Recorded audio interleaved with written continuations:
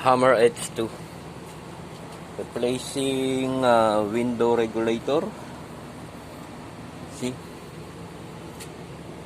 I already take the mirror and this, look, so it's damaged.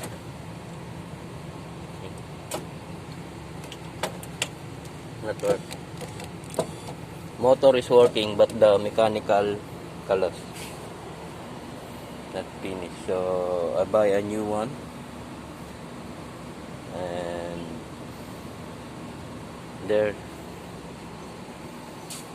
is an air filter for engine. I need to replace also, and this is the new window regulator. This is the new window regulator. Okay, and for disassemble this cover here, so there is one cover here. Show it to you. There one cover.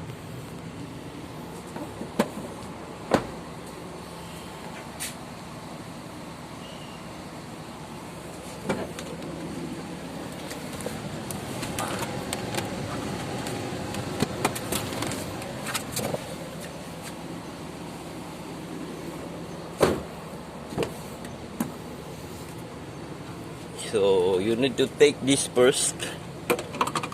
Yeah, here.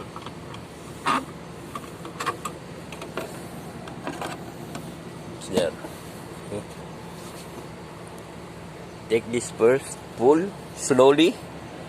Make sure this pin cannot be broken, okay? This 3 pin must not be broken.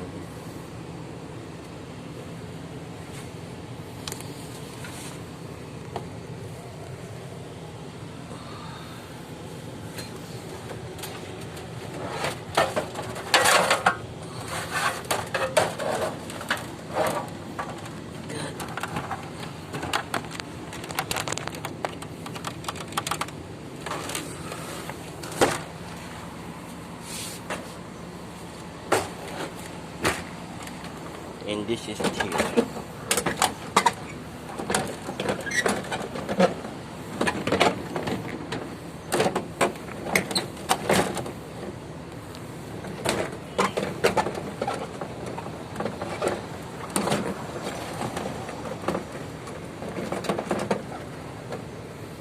There.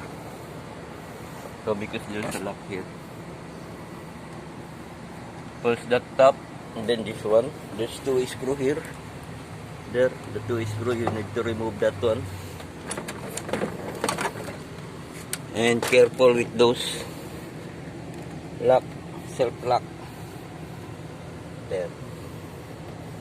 You need to be careful not to broken that one. And put aside there.